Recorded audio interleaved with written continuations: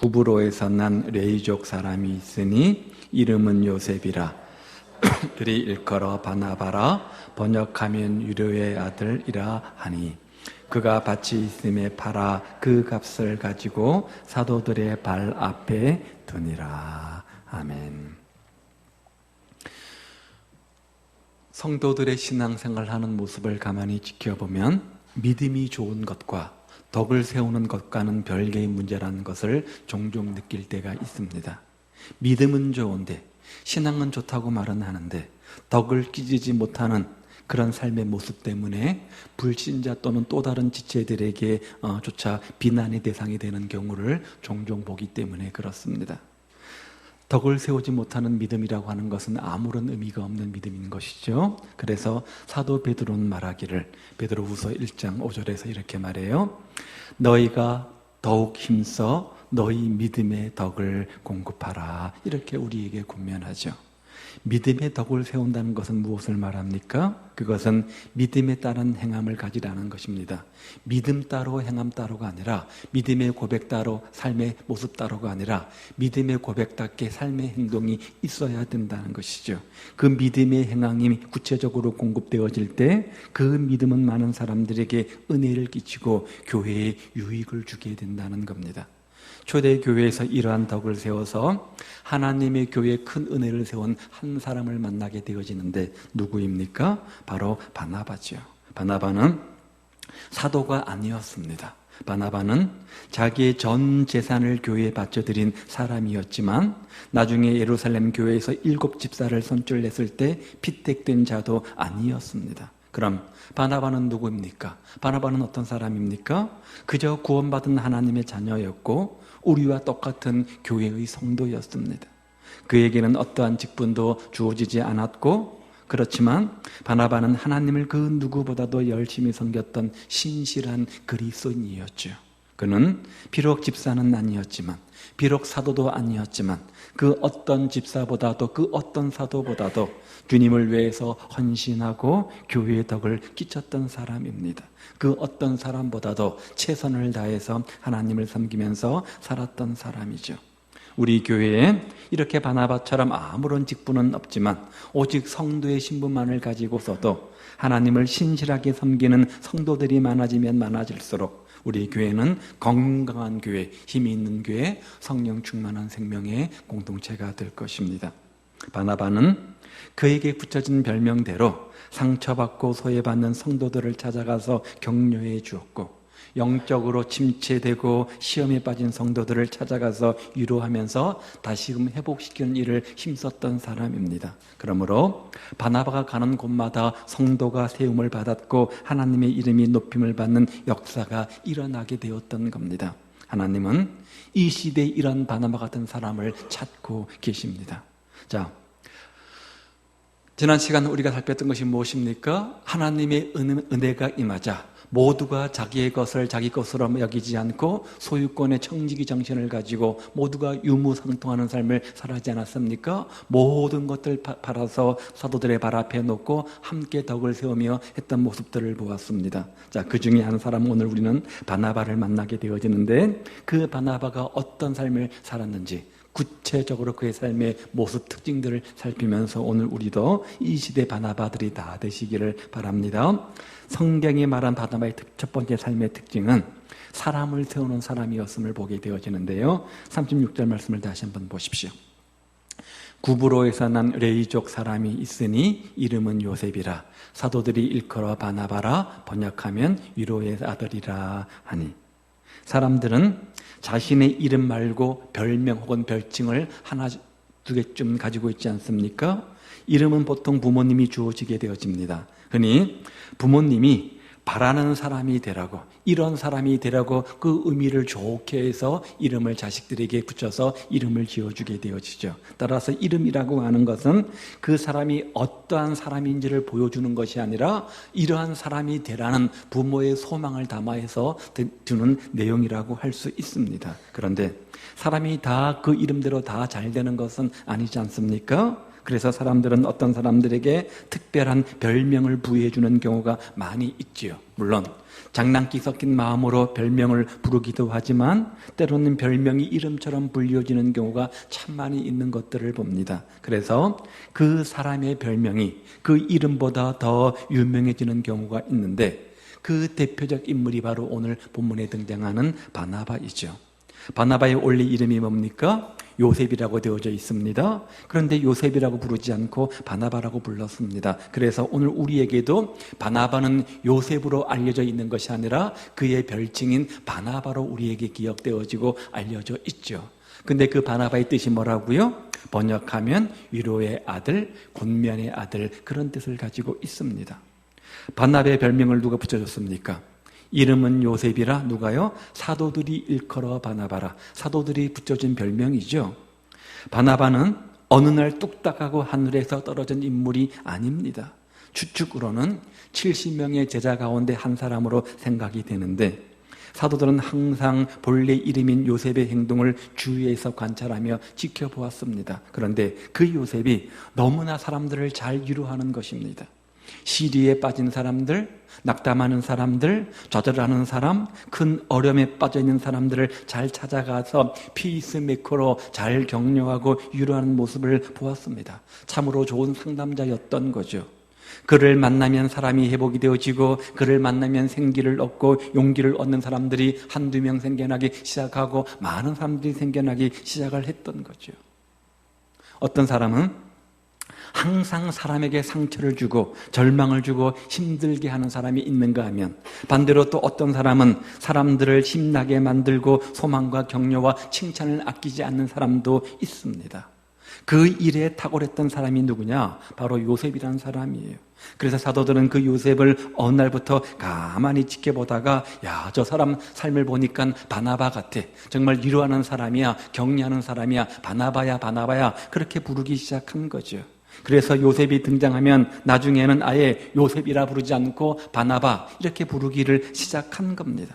그렇게 부르던 별명이 급기야는 이름보다 더 유명해지게 되었고 우리에게는 바나바로 불려지며 기억하게 되어진 거죠. 사도들이 일컬어 바나바라 하니 바나바는 이렇게 사람을 위로하고 격려하여 세우는 일에 아주 탁월한 성품을 가진 그런 사람이었던 겁니다. 그렇다면 오늘 우리는 어떻습니까? 오늘 우리는 어떤 사람입니까? 사람을 판단하고 정지하는 일은 그렇게 어려운 일이 아닙니다. 자기만의 잣대를 가지고 그 기준에 따라서 못 미치면 탈락, 그 기준에 이르면 통과, 이렇게 말하는 것은 누구나 하기 쉬운 일 아닙니까? 그러나 기준에 못 미치는 사람들을 기준에 이르도록 격려하고 위로하고 세워주는 일이야말로 우리 성도들이 마땅히 해야 될 중요한 일 아니겠습니까? 그러므로 우리 모두 진정한 위로자와 격려자들이 다 되시기를 우리 주님의 이름으로 축복을 드립니다. 모든 사람들이 인정할 정도로 사람을 세우는 일에 열심을 내는 사람들 다 되시기를 바랍니다. 누가 이런 일들을 해야 됩니까? 우리 모두입니다. 새가족부 부원들뿐만 아니라 우리 권사님들, 우리 선장님들 다 이런 일들을 해야 됩니다. 다들 자신의 다락방을 맡고 있기는 하지만 넓게 교회 전체를 돌아보는 일이 때로 어렵기는 하지만 새 신자들을 신자가 되도록 또 교인이 되도록 일꾼이 되도록 잘 돌보고 양육하는 일을 우리 모두가 다 해야 되는 겁니다. 비록 그 일을 하다가 힘들고 어려울 때도 있겠지만 사람을 돌보고 사람을 권면하고 양육하는 일이 결코 쉬운 일은 아니잖아요. 그러나 그럼에도 불구하고 그 맡은 일을 충성스럽게 잘 감당할 때 그 일로 말미암아 교회 안에 사랑을 받고 자신도 영광된 구원을 이루는 충성스러운 일꾼이 다 되는 겁니다. 우리 모두 이렇게 사람을 양육하고 세우고 권면하고 격려하며 위로하는 이 시대의 바나바들이 다 되시기를 우리 주님의 이름으로 축복을 드립니다. 그런 분들이 많으면 많을수록 교회는 더욱더 성령 충만한 생명의 공동체가 되는 거죠. 두 번째 바나바의 삶의 특징은 인정받는 인물이었습니다. 인정받는 사람이었습니다. 바나바는 믿을 만한 사람이다. 그렇게 인정받는 사람이었죠. 저 사람은 매사의 모든 것에 인정받을 만해. 신뢰가 돼. 그런 칭찬을 받는 것이 얼마나 좋은 일입니까? 자, 어느 부분에서 인정을 받았습니까? 37절에 보니까 헌신에서 인정을 받죠. 그가 밭이 있음에 팔아 그 값을 가지고 사도들의 발 앞에 두니라. 우리가 지난 주간 그 앞부분을 살펴보았습니다. 하나님의 성령의 은혜가 그 공동체에 임하게 되어지자 그들이 큰 은혜를 입었다고 했죠. 은혜 입은 받은 자들의 삶의 특징들이 무엇이었습니까? 한 마음과 한 뜻이 되었습니다. 연합했습니다. 그런 다음에 자신의 소유를 내 것으로 여기지 않고 청지기가 되어서 기꺼이 내어놓는 헌신들이 있지 않았습니까? 그것을 말합니다. 바나바는 초대교회가 한 마음 한 뜻 되어서 서로 물건을 통용하고 나눌 때 자기의 것을 속이는 사람이 아니었다는 겁니다. 기꺼이 그 은혜에 동참해가지고 자신의 풍부함을 내어놓는 사람이었습니다. 모든 사람들이 은혜를 받았습니다. 유무상통했습니다. 그 가운데 한 사람 누구라고요? 바나바가 있었던 겁니다. 그도 역시 자기 것을 아끼지 않고 기꺼이 주를 위해서 내어놓는 헌신의 주인공이었다는 거죠. 자, 이것은 바나바의 헌신의 농도가 얼마나 진한 것인지, 바나바의 헌신의 모습이 어느 정도인지를 우리에게 미루어 짐작하게 합니다. 그가 밭이 있음에 팔아서 그 값을 가지고 사도들의 발 앞에 두니라. 자기 것을 아끼지 않고 청지기 정신을 가지고 예수님 중심으로 살고 있는 그의 삶의 모습을 우리에게 보여주고 있는 거죠. 사람들은 한 사람의 인생을 평가할 때 그 사람이 얼마나 많은 것을 벌었느냐, 얼마나 많이 소유했느냐, 그리고 얼마나 많이 남겼느냐에 관심을 가지고 있습니다. 그런데 우리 모두가 어느 날 하나님 앞에 서게 되어질 때 하나님께 평가를 받는데 그 하나님의 평가 기준이 뭐냐? 하나님께서는 내가 너에게 맡겨준 재능들이 있는데, 맡겨준 물질들이 있는데 그것 가지고 얼마나 다른 사람들을 위해서 베풀며 먼저 그의 나라와 그를 구하고 하나님을 위해서 썼느냐, 이렇게 묻고 평가하시겠다는 겁니다. 많이 버는 것도 중요합니다. 많이 쓰는 것도 중요하십니다. 그러나 더 중요한 것은 얼마나 규모 있고 가치 있게 주를 위해서 드렸느냐, 이것을 보시겠다는 거예요. 우리가 이 세상에서 행한 일들은 모두 다 사라지게 되어지지만 오직 하나님의 뜻을 행하면서 드린 것만 영원히 남게 되기 때문에 그렇습니다. 그런데 바나바는 기꺼이 주를 위해서 모든 것들을 내어놓는 헌신의 주인공이었던 거죠. 또 두 번째는요, 사도들과 교회의 인정을 받았던 것들을 보는데요, 사도행전 11장 22절 말씀해 보시면 예루살렘 교회가 이 사람들의 소문을 듣고 바나바를 안디옥까지 보내니, 잠깐 배경 설명이 필요합니다. 사도들은 요셉을 바나바로 부를 만큼 그의 위로와 권면에 대해서 인정을 했잖아요. 그렇죠? 또한 교회가 그를 인정했습니다. 초대교회의 복음의 불길은 스데반 집사님의 순교를 계기로 해가지고 더욱더 거세게 불타오르기 시작합니다. 그래서 그 복음의 불길이 예루살렘에만 머물러 있지 않고 많은 지역으로 퍼지게 되어지는데, 그래서 흩어진 많은 성도들이 곳곳에서 흩어져서 복음을 증거하기 시작합니다. 사마리아로 또 퍼져나가는 것이죠. 그러한 복음의 역사가 저 북쪽에 있는 수리아 안디옥까지 이르게 되었고, 수리아 안디옥에서 수많은 사람들이 예수를 믿는 역사가 일어나게 되어집니다. 그리고 그 소문이 예루살렘 교회까지 들어오게 되어진 것이죠. 그래서 교회는 그러한 보고를 받고 안디옥에 누군가를 파송해서 어떤 부흥의 불길이 역사하고 있는지를 알아보기를 원했습니다. 그래서 그 사정들을 잘 알고 정리해서 바른 진리를 가르칠 사람이 필요했던 거죠. 사람을 파송하는 것 굉장히 중요한 일이잖아요. 자신들을 대표해서 대사로 대리인으로 보내는 거니까 신뢰할 만한 대상이어야 되지 않겠습니까? 단순히 안디옥의 사정을 알아보는 것이 아니라 안디옥의 일꾼을 파송하는 겁니다. 안디옥에 가가지고 그거 성도들을 지도하고 관리하고 양육하는 일을 맡길 사람이 필요했습니다. 그때 적임자로 선택된 사람이 누구라고요? 바로 바나바라는 거예요. 뭘 말하는 겁니까? 그만큼 바나바는 교회에서 인정받는 인물이었어요.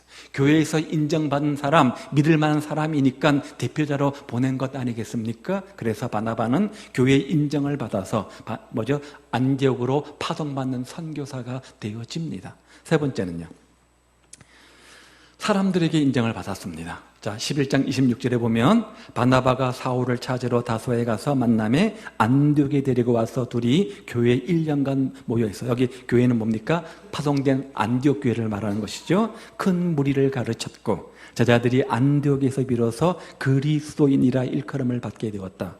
안디옥으로 파송을 받았습니다. 1년간의 시간이 지났습니다. 1년 동안 뭐 했다고요? 사람들을 가르쳤습니다. 말씀으로 양육했던 거죠. 그때 그 결과 많은 무리들이 죽게 더하여졌다. 성경은 이렇게 말하고 있습니다. 그리고 나중에 바나바가 가르친 그 성도들, 그 믿는 사람들을 보고 믿지 않는 사람들이 한 가지 별명을 붙여주는데 뭐라고요? 그리스도인. 이 말은 좋은 말은 아닙니다. 비하하는 말이죠. 예수쟁이, 예수에게 미친 사람, 예수가 전부인 사람, 그런 뜻을 가지고 있습니다. 무슨 말이에요? 바나바는 가르치는 일에도 탁월했고 그 결과 사람들이 믿고 따를 정도로 인정받는 인물이었다는 거예요. 1년 정도의 시간이 지났습니다. 바나바의 가르침을 듣고 수많은 무리들이 바나바를 따랐습니다. 그 말은 그 무리 가운데 바나바가 인정을 받았다는 것을 의미하는 거죠. 사람들의 인정받는 것이 얼마나 중요한 일인지 모릅니다. 흔히 눈 가리고 아웅하는 식으로 임기응변에 능한 사람이 있습니다. 보이는 곳에서만 열심히 하고 잘하는 사람이 있죠.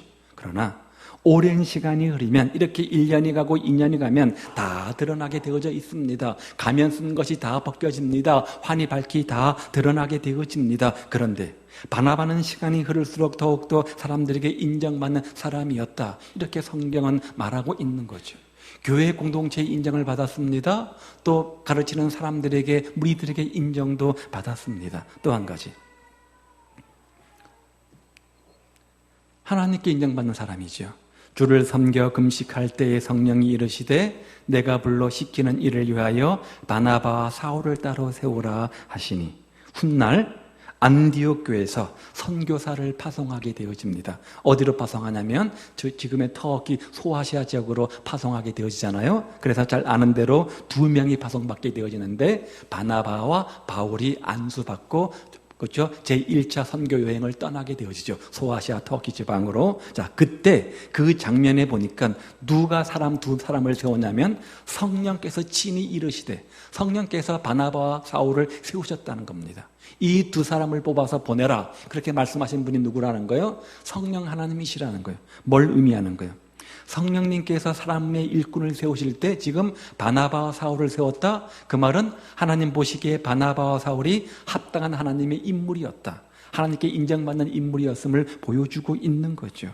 이렇게 바나바는 누구에게나 인정받는 인물이었습니다. 사도들에게도, 또 따르는 무리들에게도, 또 교회에서 하나님에게 인정받는 인물이었습니다. 무엇을 인정받았습니까? 그의 헌신이 인정받았습니다. 그의 열정이 인정받았습니다. 그의 성실함이 인정받았습니다. 그의 정직함이 인정받았습니다. 그의 사역이 인정받은 겁니다. 그렇다면 여러분은 어떻습니까?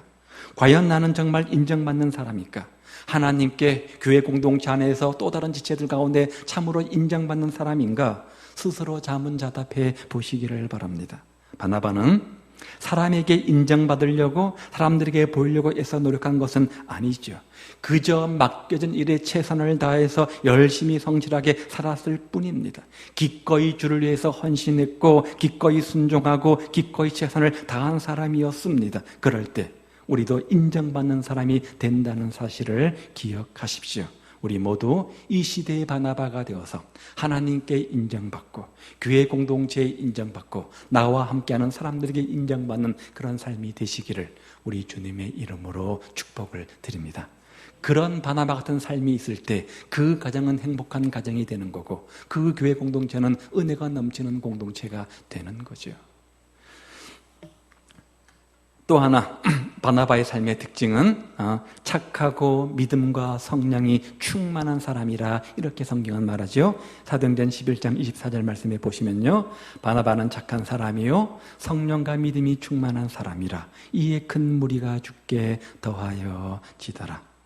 믿음과 성령에 충만하다, 그것의 기준이 뭡니까? 참 애매모호합니다. 무슨 양이 있어서 재면 좋겠는데 그것도 아니고, 몇 센치 몇 킬로 이렇게 재면 좋겠는데 그것도 아니잖아요. 참 질적인 문제이기 때문에 참 애매합니다. 그러나 바나바를 믿음과 성령이 충만하다고 할 때 적어도 그가 자신의 재능과 자신의 물질과 소유와 이 모든 것들을 자신만을 위해서 사용하지 않았다는 겁니다.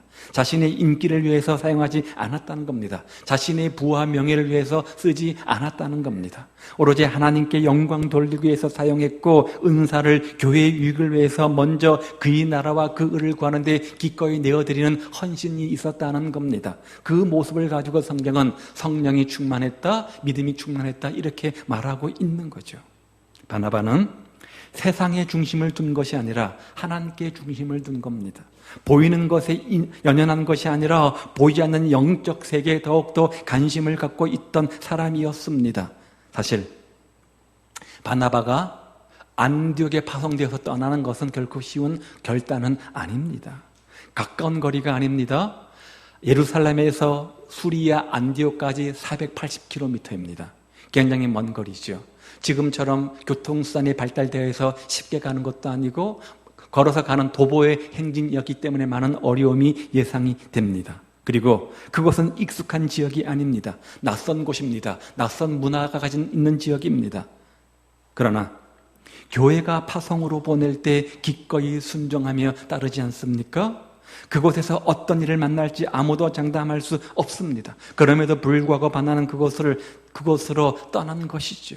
사실 스데반 집사가 순교한 지 얼마 되지 않았습니다. 그런 상황 속에서 언제나 목숨의 위협이 따르고 있는 그런 시점이었습니다. 그럼에도 불구하고 바나바는 믿음으로 안디옥까지 떠나게 되는 겁니다. 어떻게 이런 결단이 가능했을까요? 어떻게 이런 헌신이 가능했을까요? 바나바의 그런 행동은 성령이 충만했고 믿음이 충만했기 때문이다. 오늘 성경은 이렇게 말합니다. 그의 온 마음과 생각을 사로잡은 것이 있었는데 성령님이라는 거예요. 성령의 충만, 성령의 인도하심 때문에 기꺼이 믿음으로 도전했다는 거예요. 그래서 두려움 없이 걱정도 없이 맡겨진 일에 충성할 정도로 믿음과 성령이 충만했기 때문이라는 거예요. 인간의 눈으로 보면, 사람의 눈으로 보면 분명한 한계를 가지고 있습니다. 결코 할 수 없는 일입니다. 그런데 바나바는 사람의 한계를 바라보지 않았습니다. 영적인 눈으로 바라본 것이고 주님의 능력을 바라본 것이죠. 바나바는 자신의 능력이 있는 사람이라 그렇게 생각하지 않았습니다. 결코 자신의 능력 때문에 이렇게 되는 것이 아니라 성령의 이끌림 받고 사는 사람이었습니다. 그러기에 기꺼이 믿음으로 순종한 겁니다. 오늘 우리는 어떻습니까? 우리가 주님의 일을 맡고 주님의 일을 감당할 때 우리 힘으로 하는 것도 아니잖아요. 우리의 지혜로 하는 것도 아닙니다. 우리의 능력과 경험으로 하는 것도 아닙니다. 하나님의 능력으로 성령의 이끄심으로 하는 것입니다. 그러므로 우리도 무슨 일을 하든지 하나님 중심에 서서 성령 충만, 믿음 충만한 삶이 되시기를 바랍니다. 그런 모습을 회복하시기를 우리 주님의 이름으로 축복을 드립니다. 힘으로 능으로 안 되지만 그 다음에요. 예수의 영으로 가능한 거예요. 성령으로 충만하면 성령의 능력으로 덧있게 되어지면 불가능을 가능케 하는 기적의 주인공 될 수 있고 우리 인생의 홍해를 가르는 기적의 믿음의 주인공 될 수 있는 겁니다. 믿음으로 충만하시기 바랍니다. 성령으로 충만하시기를 바랍니다. 그럴 때 우리 모두 이 시대의 바나바가 되어서 사람들을 세우는 그런 삶을 살게 되어지는 겁니다. 또 한 가지 삶의 특징이 있는데요. 바나바는 자기를 비우는 사람이었습니다. 다른 말로 말하면 섬김의 사람이요. 동력자 정신을 가진 사람이었다는 거죠. 아무리 지식적으로 잘 가르친다고 해도 신앙적인 인격의 삶이 없다면 그것은 무가치한 것입니다. 삶을 변화시키는 가르침이 되지는 못합니다. 그런데 바나바는 그 안디옥에 가서도 이로자의 역할을 충분히 감당하고 있었던 것이죠. 그래서 성경은 그 안디옥의 부흥에 대해서 이렇게 말씀하죠. 그가 이르러 하나님의 은혜를 보고 기뻐하여 모든 사람에게 굳건한 마음으로 주와 함께 머물러 있으라 권하니 결과가 뭐예요? 이에 큰 무리가 죽게 더하여 지더라. 사도 바나바의 가르침을 통해서 본면을 통해서 수많은 사람들이 교회 안으로 들어오게 되었고 교회는 그 결과 놀라운 영적 부흥을 경험하게 되었다는 겁니다. 자, 여기까지만 해도 얼마나 아름다운 삶입니까? 얼마나 귀하게 쓰임받는 인생입니까? 그런데 우리가 주목해보고 싶은 것은 이것이 아니라 바로 그 다음 구절에 나오는 말입니다. 자, 그 구절 속에서 우리는 왜 바나바가 위로의 아들로 불리는지 그 이유를 발견하게 되어지는데, 바나바가 사울을 찾으러 다소에 가서 만남에 안디옥에 데리고 와서 둘이 교회에 1년간 모여 있어 큰 무리를 가르쳤고, 제자들이 안디옥에서 비로소 그리스도인이라 일컬음을 받게 되었더라. 무슨 말입니까? 지금 사도 바나바의 가르침과 사역을 통해서 1년이 지난 다음 풍성한 열매를 맺고 막 부흥하고 있었습니다. 그런 부흥의 시점에 바나바가 안디옥교의 부흥 가운데서 동력자를 필요로 했다는 사실입니다.